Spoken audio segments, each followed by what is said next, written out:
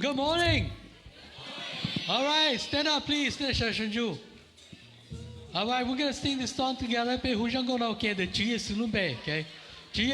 is the name above all names. Amen. He's just not every name, not just normal name like us. He is the King of Kings. Amen. Amen. Claim the name of Jesus in your life and in your situation. Whatever you need from God today, claim it. Amen. Here we go. Amen.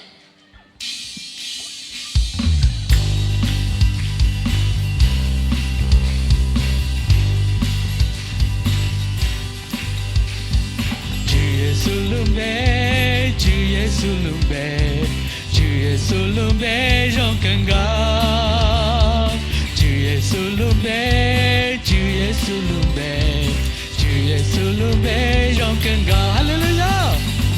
Hallelujah. Hallelujah.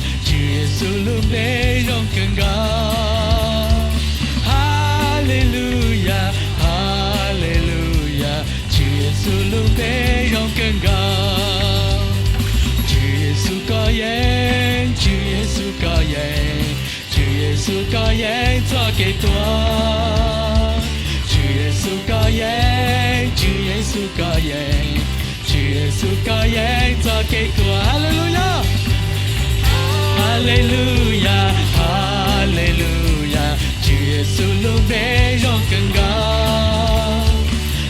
Hallelujah. Hallelujah. Hallelujah. Hallelujah.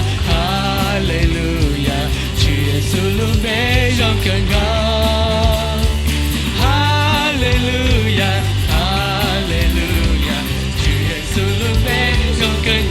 Hallelujah. Hallelujah.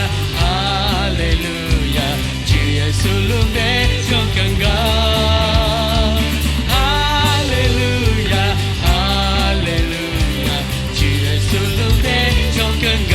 We're gonna sing this song one more time over. I want you to claim on what you want from the Lord in Jesus' name. Amen. Here we go.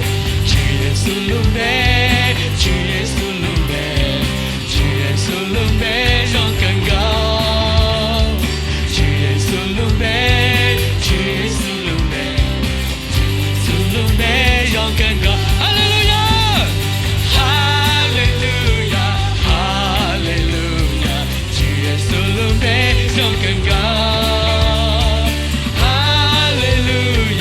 Hallelujah.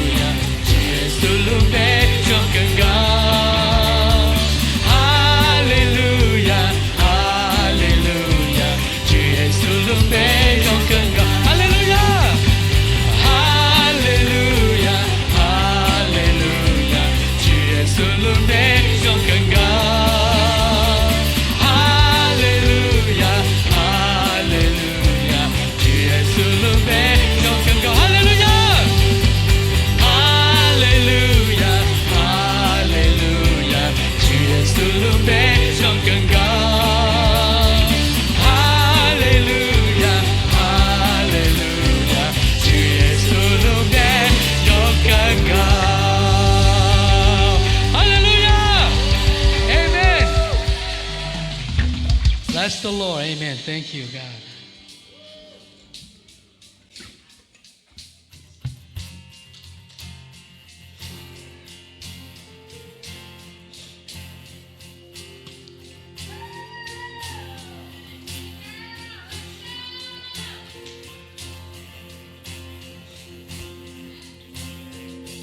Who am I that the highest King would welcome me?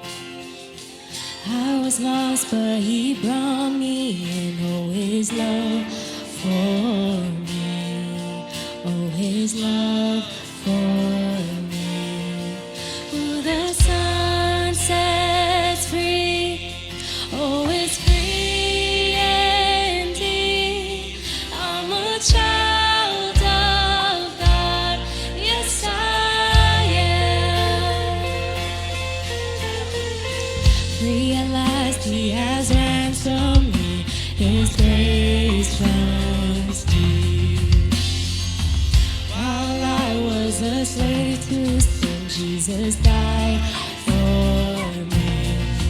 Yes, He died for me. Who the Son sets free, oh, is free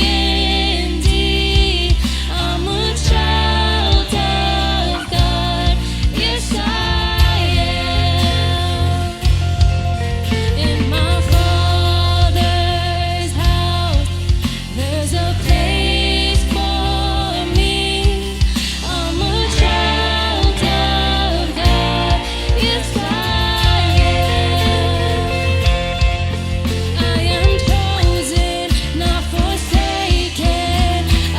am who you say I am. You are for me, not against me. I am who you say I am. I am chosen, not forsaken. I am who you say I am.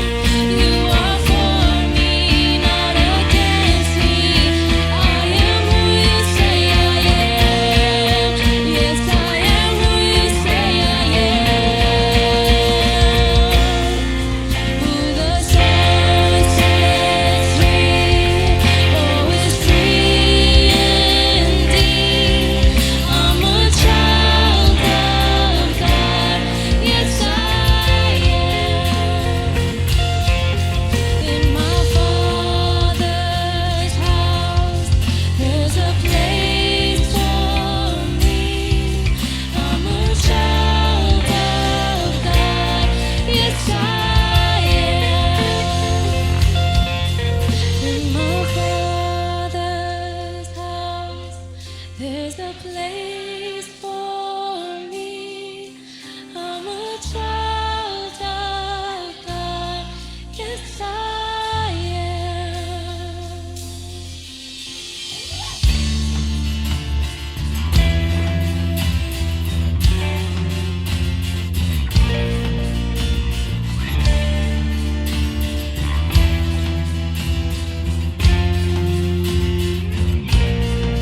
I am chosen,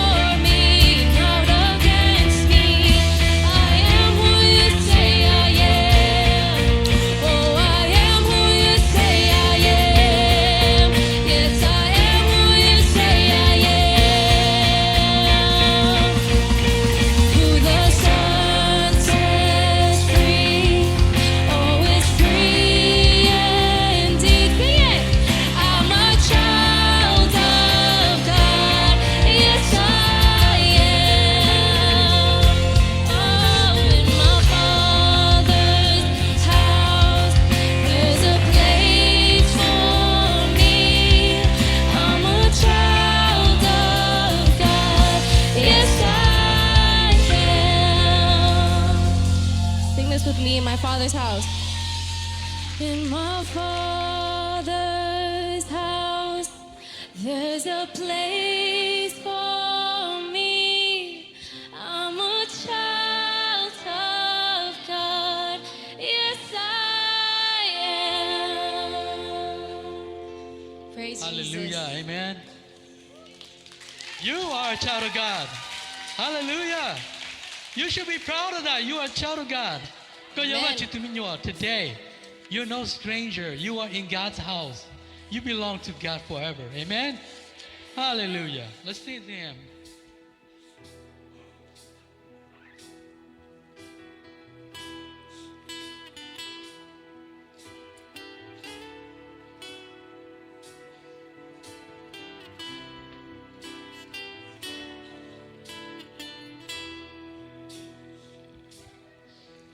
Ku trao khadja wadahu Ku munda Yesu janjamu Ku mu pehaka ilangsu Ku mu pehatu mua xiên nhỏ Ku mu trao khadja wadahu Ku munda Yesu janjamu Ku mu pehaka ilangsu Ku mu pehatu mua xiên nhỏ Tôi chưa có bé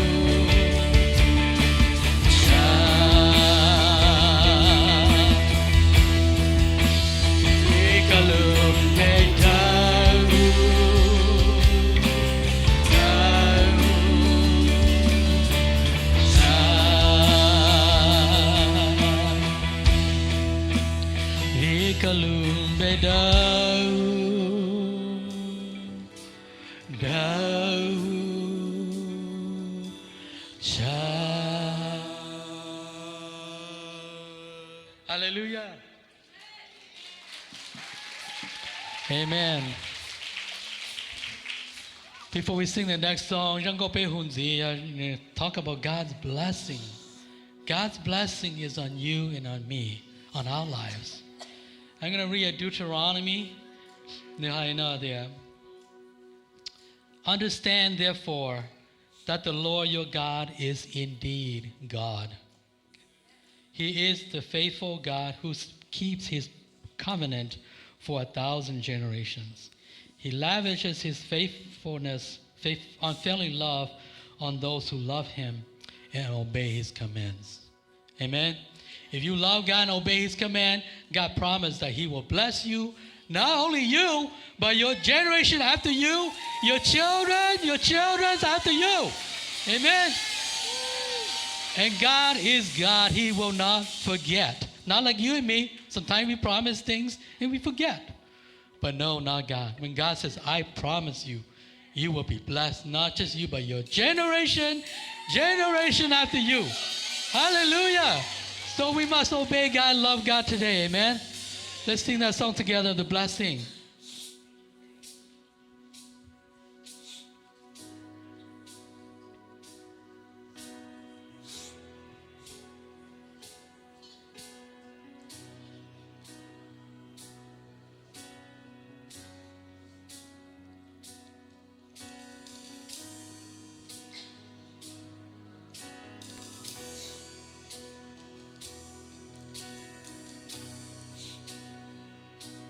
Lift up your hand.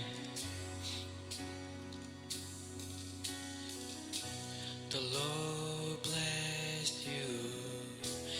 and keep you. Make his face shine upon you and be gracious to you. The Lord turn his face toward you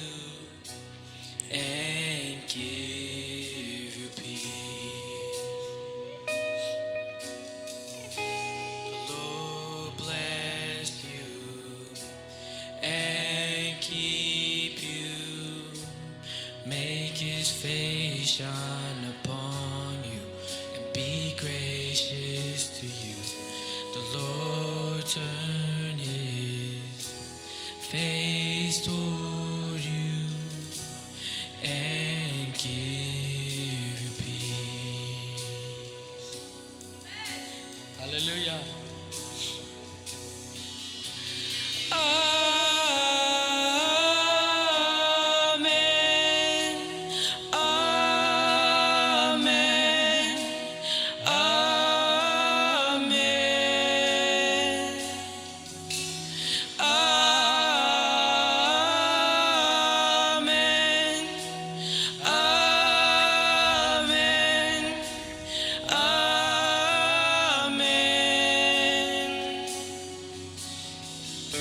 The Lord bless you and keep you. Make his face shine upon you and be gracious to you. The Lord turn his face toward you and give you peace.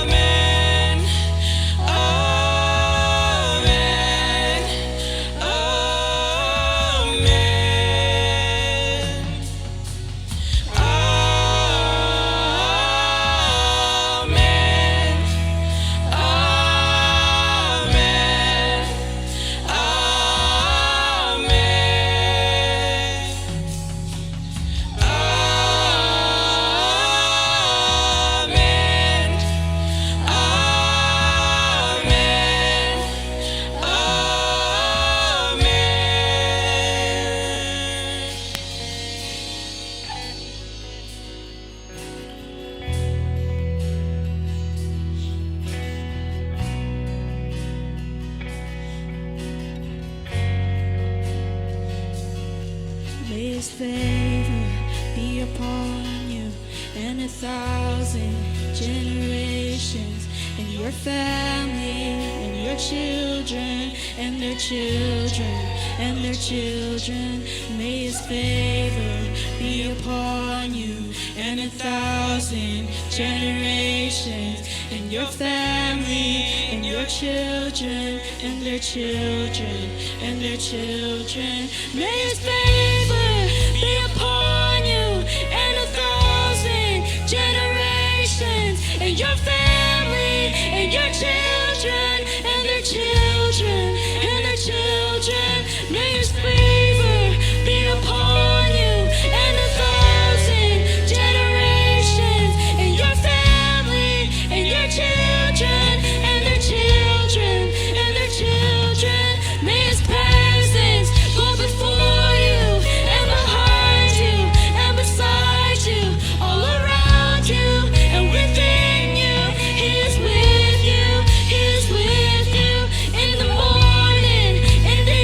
evening, and you're coming and you're going, and you're weeping and rejoicing. He is for you. He is for you. He is for you. He is for you. He is for you. He is for you. He is for you. He is for you. He is for you. He is for you.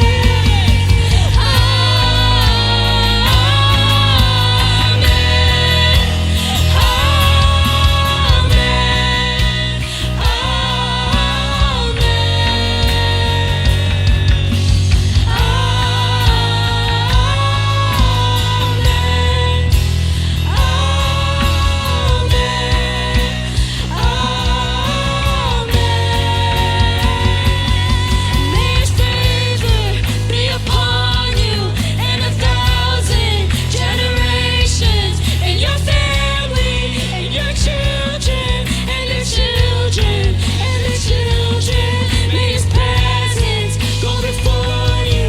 and behind you and beside you, all around you and within you. He is with you. He is with you in the morning, in the evening, and you're coming and you're going, and you're weeping and rejoicing. He is for you. He is for you. He is for you. He is for you. He is for you. He is for you. He is for you. He is for you. He is for you.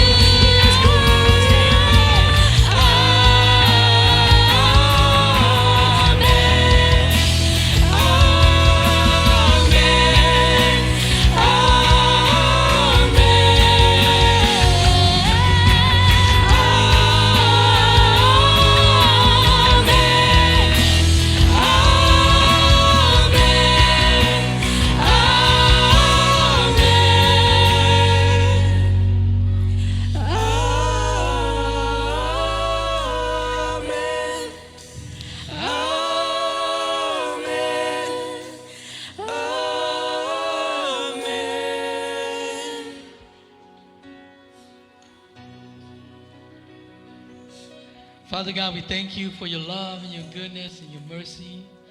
For you are for us, Lord God.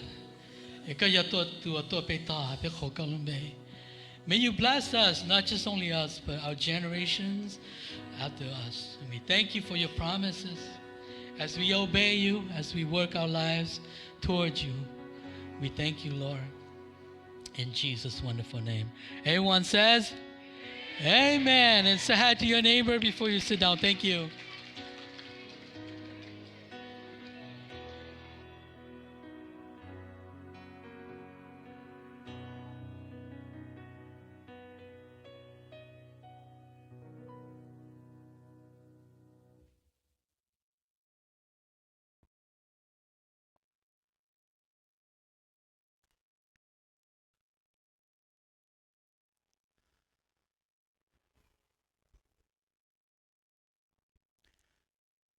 nhớ rong tan tròn bây giờ sẽ được xuất tụ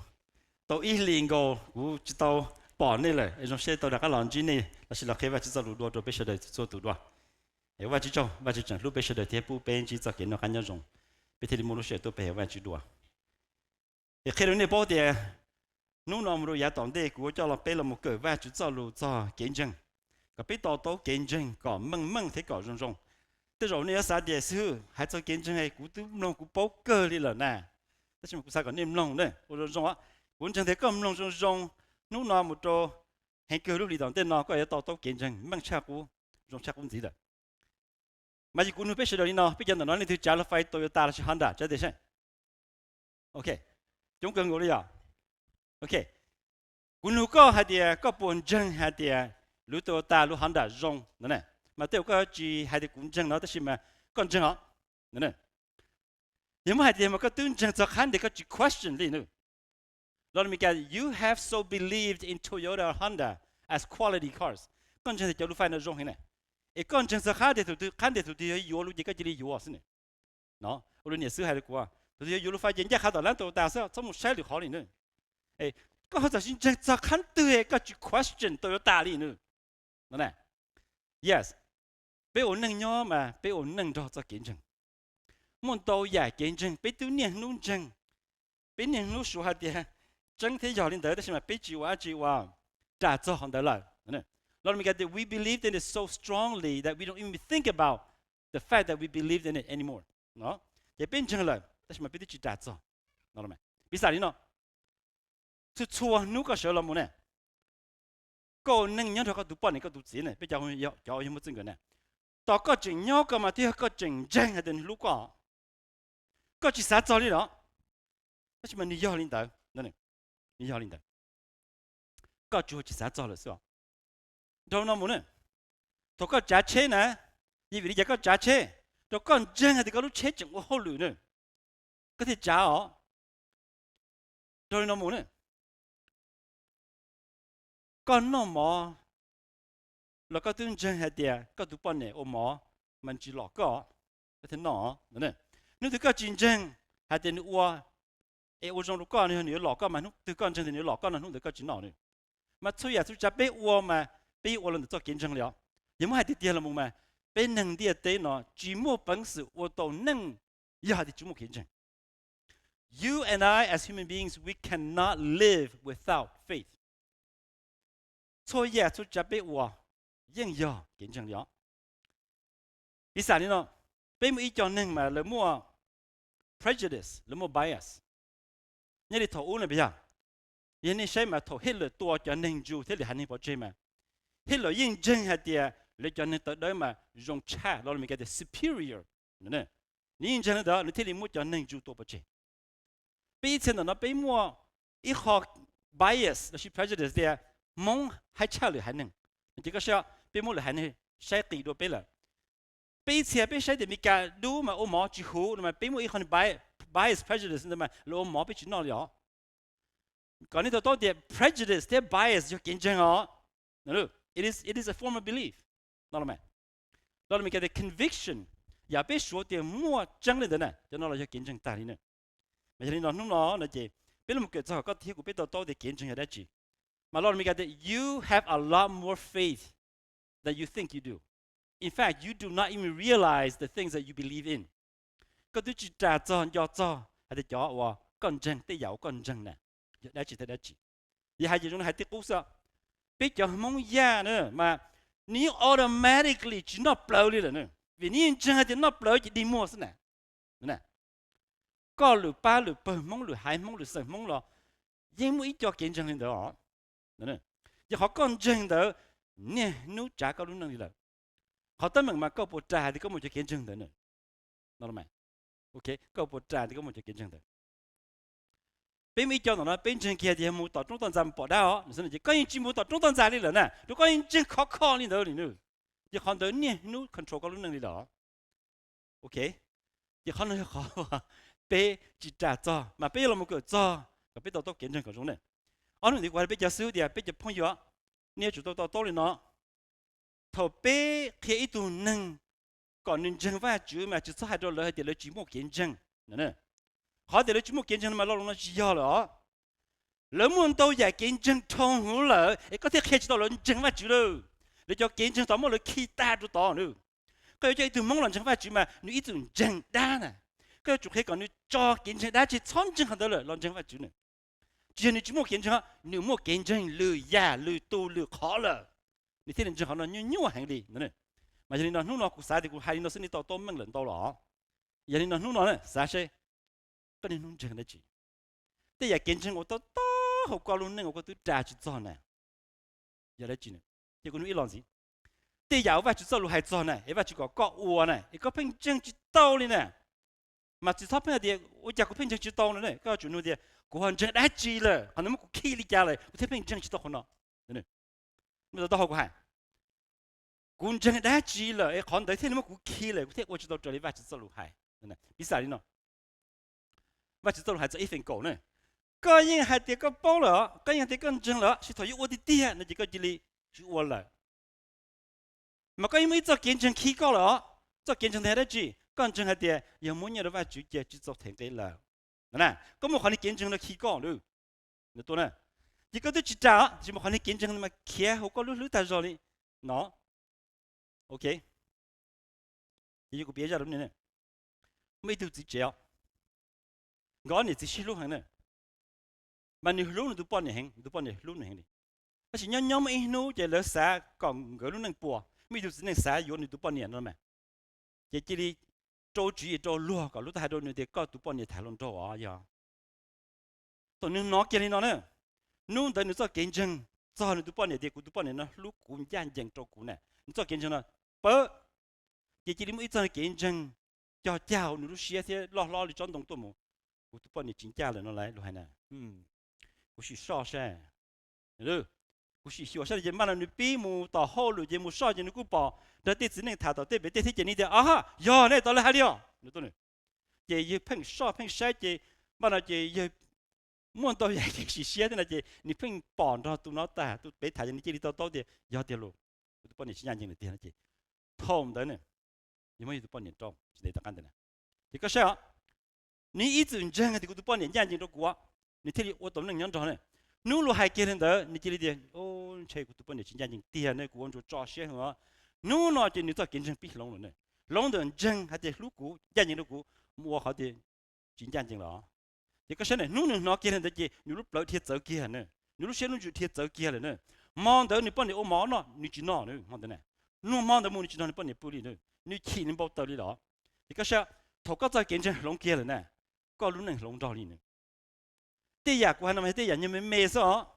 好不要个没还做见证法主了呢，喏 ，OK， 没听到，只大约第二你都老呢，刚正的都要打，做多了事情个有都要打是，刚正的喊打，做多了个就喊打是，呢，个路你我们这里个做见证了，嘛老路弄没听到，刚正来几呢，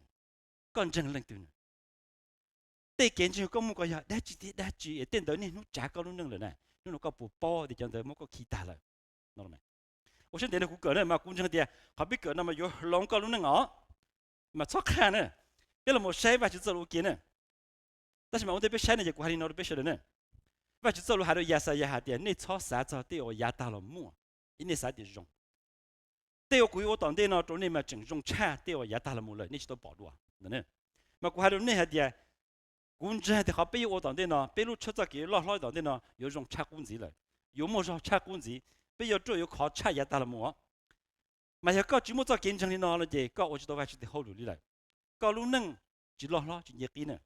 bây giờ sẽ phải chỉ cho kiến gì mua mà luôn chỉ lúc giờ đi nó nè everyone lives by faith xua tu nâng cho kiến chứng xua tu nâng cho kiến chứng mấy tôi hay là cái sự có hai lý có cho nên tôi lại đại tua để tôi kiến chứng này tôi chỉ cho họ lớn trên thì tôi không đua rồi nữa để tiếp tục rồi, này, tôi tiếp tục nữa,早上早些了，你怎么见证这些啊？你主要见证下的，我能中多，是吧？你讲的多中多了，是吧？你这早上早些是呢，你这多，你早上早些了，你没见证了，你这无论的呢，你们说叫我带多那应该出台没？有了几多呢？带这带有多就多就到了，现在应该出多就多呢，咁我们说台没领下的，见证下的多中多了呢，这里那应该出。也这就多了，因我能做见证了，呢。个些话是这路给，因为约翰马拉哥从一个个不能个估计， mà nên thì cũng biết là cỡ mà cũng sao cái nên cho cũng cỡ mà bây giờ đâu giờ đi có to đi to tổ nữa mà là cổ nữa trong yên cái cổ problem cái cổ chín được NIV này hay nó after John was put in prison Jesus went into Galilee proclaiming the good news of God thì tỏ cả là mỗi Yohan cờ cho hậu chỉ đâu gì lại Giêsu muốn tới chơi Galilee theo một khía và chủ trong mong rong cái cổ chín này the time has come he said the kingdom of God has come near repent and believe the good news Giêsu thì lúc xưa họ lo cho lời và chủ tới chơi lo gì này hiện lời mà lo mình cái để repent mà chính như thế đi cho lo thiên dân trong mong rong đi cho lo thiên dân trong mong rong chỉ biết sai lo repent cái biết đâu nữa cho lấy Paul BDAG hoặc là Paul Greek lexicon cái dictionary mà lấy sai nó thì lo repent là change one's mind to be converted giờ long cái giá là chỉ muốn bua muốn công cho bắt đó rồi giờ mà hai ô lo chỉ muốn luom luôn rồi này muốn luom nhát la rồi nữa này có một công cho luôn có cho họ nó chê có chiến tranh nó chỉ cho nó chua nó lại nữa có một luồng bát đó lại nó là mày converted nó Giêsu hay nó mà Giêsu hay tiề và chúng ta chờ lo cho một种了做了呢嘛cho nên cho kiến cho nên ít chữ mua có chê là tại yếu cho một种là một luồng vai chữ ô cho đi vai chữ cho lục hè nó này ok vậy họ chẳng chứng minh nó này nhưng mà ở lo luôn lo thì mà repent này cho họ có ý tưởng chân ý tưởng cho ý tưởng ô có chê ý đi lòn chân nó biết họ tâm mình như này biết phê lòn chân sư biết chỉ cho họ cũng chê nó này nhưng mà đó có hay này cho nên là yếu chỉ là anh chỉ cho anh cũng lòn trâu chê này chỉ này bao à chỉ bao nhiêu này giờ chỉ nên là yếu anh cũng bao nhiêu chỉ cho anh cũng lòn câu chê có thể cũng biết bao được trong cái này giờ lo repent à thì chỉ có都去创造去啥小去啥工去啥做里呢？啥多啥我这里很多里呢？嘛认真啊！嗰啲佢俾包嘅就能我來有幫你有自己正多走到古龍嗰邊正到談嘛，路能之中里呢？而落 repent 咪呀？冇個到古龍嗰輪做，做自己個乜都落落冇你冇係得呢？嘛嗰來有個到幫你嗰度子嘛，嗰路能之中啊！俾咗見證翻去到住落攞嘢地喺度見呢？而家識俾人冇啊？làm chẳng phải chứ này, thế thôi nhưng mà mong cái gì YouTube làm chẳng phải chứ là, thế thì mình nhớ luôn thì ô, ôi cái cái mà bé ôn năng ôi gì rong thế, nó này, ô yo, nó to, thì nó cho kiến chứng cũ cho cái là lò, nó cho kiến chứng, ôn chẳng phải chứ đó là hóa tiền, nếu như chỉ tao mất giá cả tu li nó này, mà cụ thể hai đứa bé đi nói thì, cho nên phải chứ sao luôn hai đứa nó này, mà kiến chứng mà chỉ chứng Giêsu sữa, cho học cũ cả ta cho cái ôn năng ôi gì cho cái tay cái xã kiến cho cái ít chữ mua cái treo, chỉ có chỉ một cái ta cho cái tu muốn này, chỉ có cho nên kiến cho cũng có cho là lẩu có, này, ok, chỉ có sẽ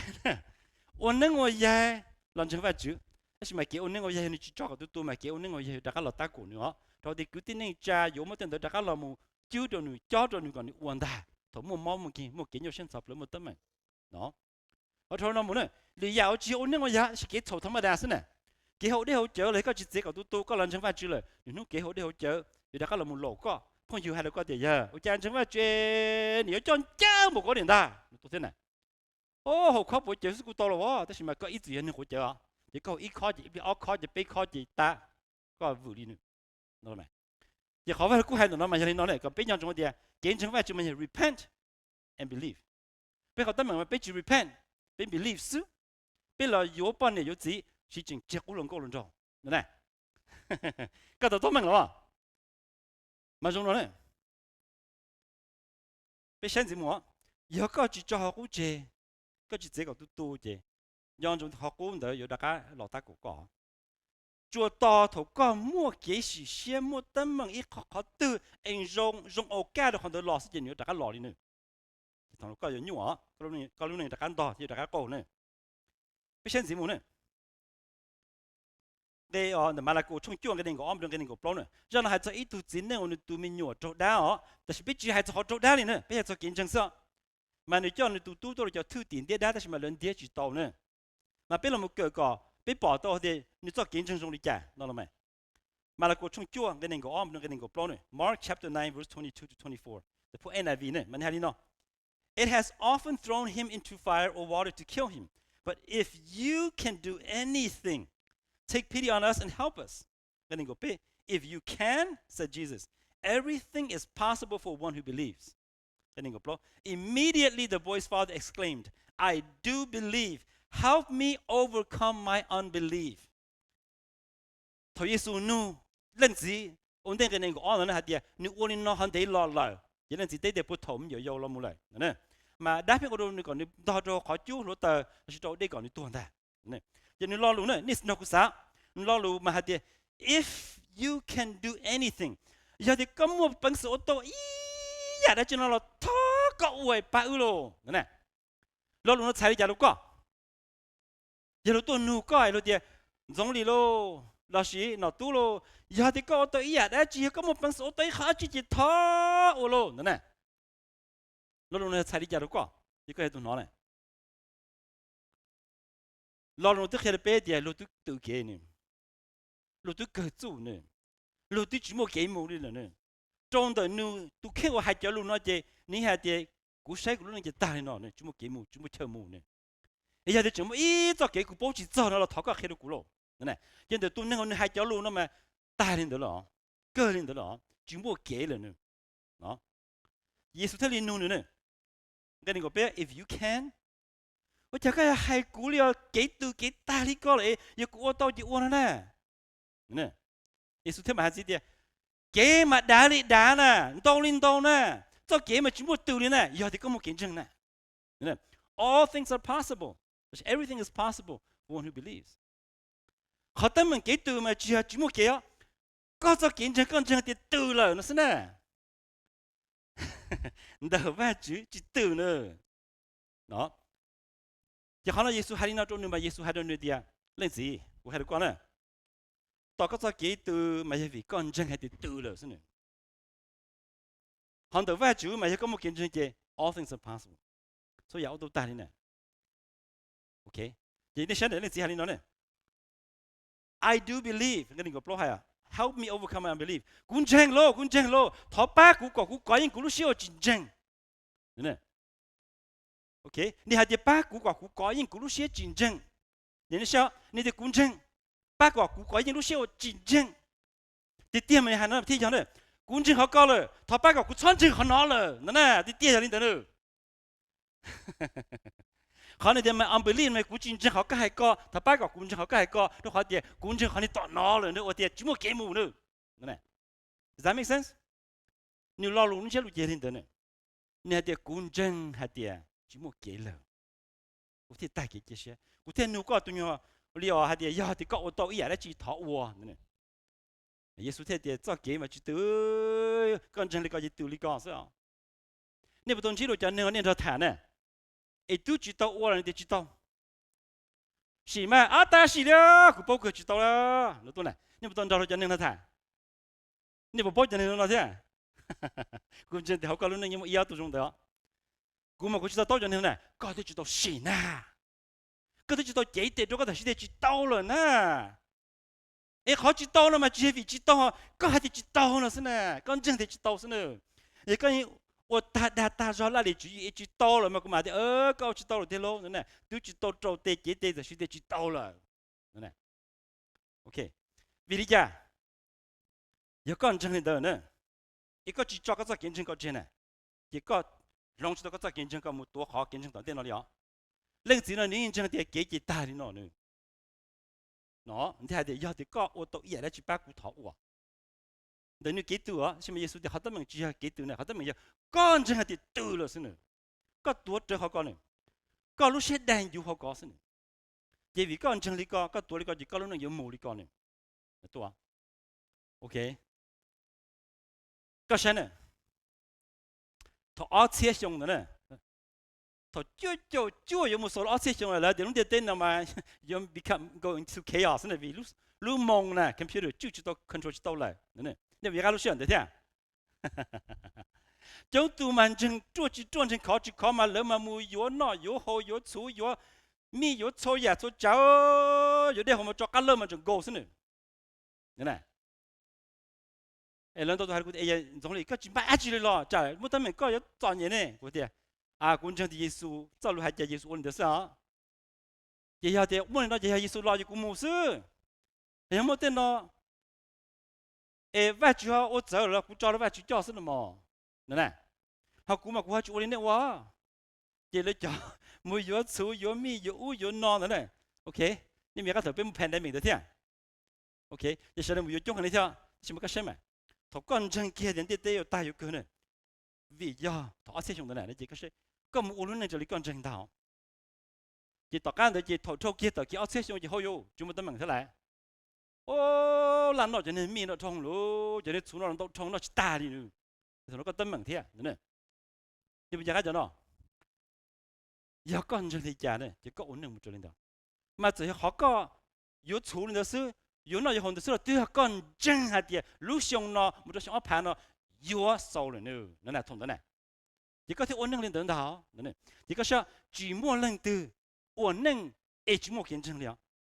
giờ cũng thấy ít câu chuyện nó sẽ là cũng như thế họ ăn nó chua cũng thấy thấy câu chuyện nó ở câu chuyện cũng như thế họ nó chua cũng thấy chua nữa chua thì cũng muốn chân chua trong ấy cũng chỉ sống sai họ đỡ là sao đó nàyแต่ทำไมกูจู้เตะตัวโซลจู้เตะตัวโซลจีกูเอาไปโซกูใช้จู้เท่าโอ้จู้มันไม่ใช่จ้ะเนี่ยเดี๋ยวเขาเดี๋ยวเอาไปโซกูใช้เนี่ยกูสงสัยเลยเนี่ยกูจู้เตะตัวแล้วจีโซลเนี่ยกูจู้เสียเดี๋ยวเดี๋ยวเขาเลยนะสิวะเดี๋ยวกูมันจังจู้เลยกูจีสงสัยเขากูจังเลยสินั่นไงเราไม่กัน we take for granted what we believe in นั่นไหมโอเคเดี๋ยวเรื่องสิ่งนั้นมาเนื้อยังจังให้เดี๋ยวกูตัวนั่นจะตายนั่นเลยจุ่มเกลือnó ấy giờ thì chúng mình cho cái thế gì Giêsu nhớ có bao giờ thằng cái cũ nữa nè Giêsu thế thì họ tới mình giờ có cho kinh nghiệm những thế thì thọ ba cũ lúc xưa ở chiến tranh họ có cũng tranh đấu giờ mỗi ngày bây giờ đâu là gì thọ ba cái cũ cho kinh nghiệm cũ hay thì ta lỡ chúng mình kia là lần tranh họ có hay có nó là mày giờ là Giêsu thế liền tiếp đó rồi vì họ thì lần tranh họ Giêsu hay lỡ nó ok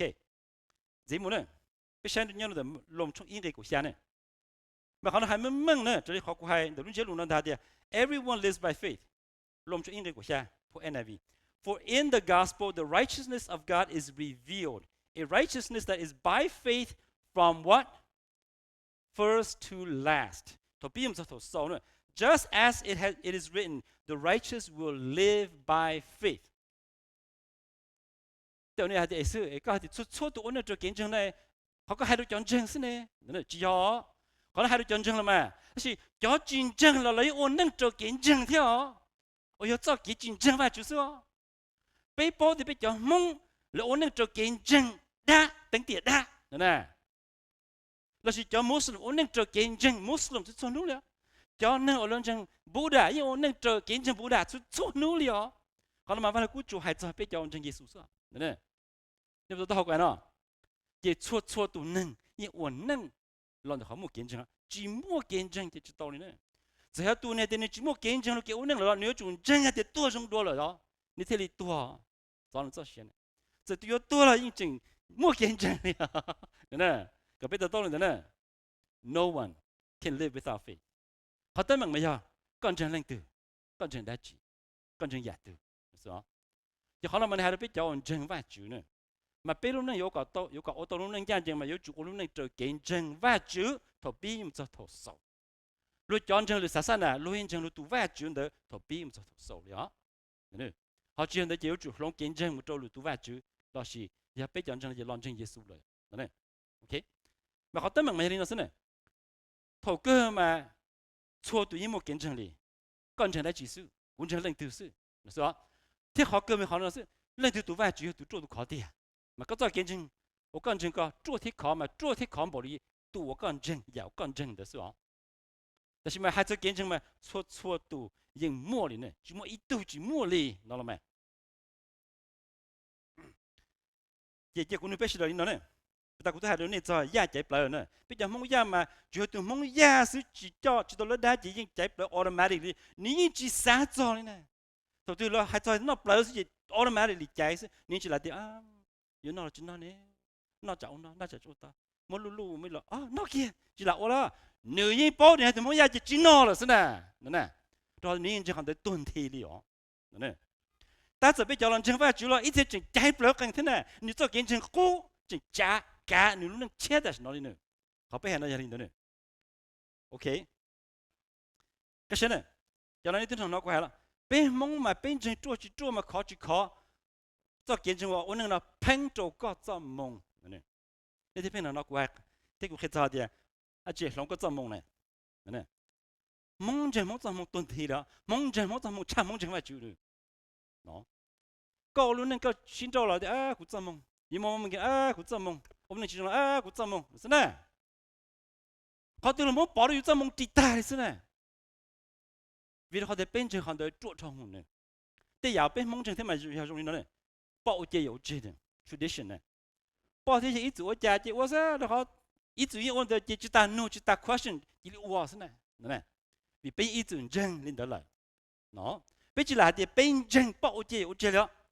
但是被我转真的保洁有节呢，容易被我说，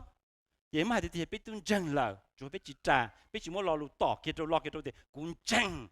đi bảo chị ở trên quân chân hay thì ổn năng phanh được cho mong này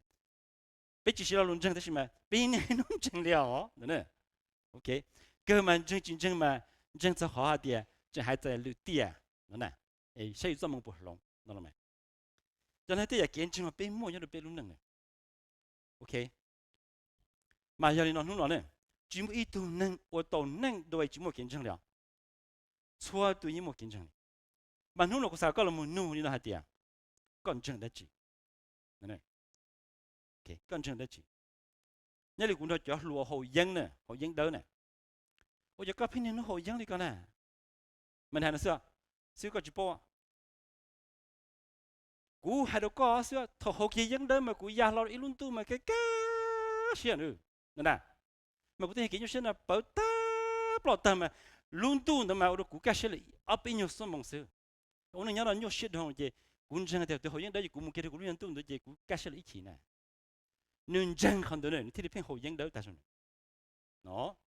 그래서 또 nữa你只là ho영 푸 ho영哦你们好见证做ho영哦你给ho영 오늘你给nhiều shit nữa cái bây giờ đó nữa ok mà thì nó bây giờ này所以啊做这边我每做见证成好 ok mà cũng sai có là một son chủ có lúc này rồi nè có chỉ tua chơi nó vì con chân đã chỉ có thể phải chỉ tua chơi có chỉ tháo vào chứ nó vì con chân đã chỉ dùng chơi rồi có thể phải mua họ tỏ chỉ tháo vào chứ nè ok có chỉ mua vào chỉ tua vào chứ nó vì con chân đã chỉ có thể phải mua chỉ tua vào chứ tua có phải nên nung chạy đá nó vì con chân đi chặt đá con chân đi chặt vào chứ có thể phải chừng chạy đá nè rồi lo một sai rồi nè mà nung lo một cái tỏng tiền nè bây giờ những lồng họ, thế nên làm được cũng cởi cho nó này. Bây giờ những lồng mà nung nó mà có trả mấy mấy tiền, wow, tao cũng than nó có chịu tiêu cũng chưa họ đi nó, thế này. Bây giờ có tụi gì có tụi bọn này mà nó có thể, ha chỉ lo mà, cũng khi có sao tao nó cái mấy tao tao chỉ có nhiều con ta mà, thế này, ok. Mà chúng nó này, lúc thì nó mua, mà sao có một show này, show tây giàu nhất đó phải chỉ sao luôn nè, có phim chỉ tao là chỉ cả luôn này. nhớ là bây giờ phải cố để cho ít phần cổ nó có phần chỉ cho đi nè nếu có được khen để của hắn chẳng đã chỉ muốn chẳng lý cha là của thế phần chùa hắn nó và lúc có thể có tháo vào chút số nó của hắn chẳng lý cha của thế phần chỉ tháo vào chút đó mà lúc bên mà cẩn gì á mà luôn chơi lúc bên cẩn tận đây nó gì chỉ lúc thì tận đây nó kia thế chứ mà tận đây nó gì muốn này mà chúng nó chỉ một ít tu nên từ lát thôi nó cho kiến chẳng了 you will always do what you believe. You will always live what you believe. Và có thể the just will live by faith. Nè. Có luôn nâng chế chủ tàu trở lý con chân nè. Có ở chế tàu cha thì khó con chân liệu. Thì có ở một trơn chạy thì khó con chân sao?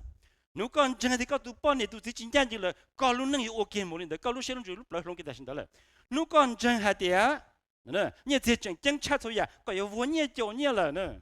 Nếu con chân thì mua mấy mỏ chân chân. Nếu tới có một chỗ mua vốn mấy mỏ đi nè. Có những khi chỉ thâu họ cần chân mà có thể đó này thì lúc thì nó muốn nụ nữa thì tao có lúc năng lực con này con chân đã chỉ nữa con chân lên từ nữa con chân giả từ có lúc này thì cái yếu đi chả có thể của biết thế thì tôi biết lúc năng là mình chân vắt chữ của trở đi vắt sao lúc kia biết tháo vắt chữ kia sao cho ý họ có lúc năng tại sao nó có phim nè nụ quả 我外只走路都嗨了， hay có ô li nó xem các phim ô li tỏ ô li bé chỉ do chỉ cho lý vai chỉ cho lục kia sai nhiều bây sẽ còn được hết chỉ giờ con chân đã chỉ rồi ít cho kiến chân đó chỉ ta có yếu hai de cũng chân nữa chỉ có một khoản có phim ta cho ua cái chỗ xe chỗ này còn được tiêu con chân nữa còn được hết chỉ mà nung nó bây giờ tận đây bây giờ một khoản đôi cái to mà có thể liên chân to vậy chứ nhưng trong lúc nâng chân vai chú chỉ liên chân sao yếu chú cho giá ta là một chế thiên chân to khó tận đây bây giờ vai chú khó và chỉ bây giờ cho lúc có cho luôn nó có khi bây giờ bây repent là chỉ lúc xe lúc chú cho giá cũ chế bây giờ kiến chân cũ kiến丑cũ lúc này cũ chế thì bên chân có bên thiên chân to cho đi có cho lúc kia thì chúng mua lúc nâng cũ cho kiến chân cũ lo khâu tôi biết cho kiến chân chế bên mua được có nếu nó thật có ô hô được biết chân chân thì nó chút chua tụ còn nhiệt trà cho giá cho nhiệt để kiến chân của nhiệt mua nhiệt tụ khen nếu nó biết thêm mua tiền nó cho chơi cả ta thì biết thì lỗ tôi lúc này mua cho đi có cho lúc kia thom ba lòng bên lúc này không làm được giá toàn đề còn bây giờ ít bận chân và chân chân lòng xe lòng chữ lòng lúc này lòng kiến chân thì kiến chân của đã khổ rồi do kiến chân thì sáng cái tớ xí là những giờ này bây giờ mua tiền nó cho chơi cả tan rồi bây giờ theo tôi lúc này mua cho đi có cho lúc kia ít thoát cho bé thì lòng bé lúc này không nằm ngủ để Chúa Giêsu tôi mới chỉ lúc bé Amen. Ta vào chúng có một số điều số tu, hiện nay 我先得到呢，别除了路差的，阿别老多呢。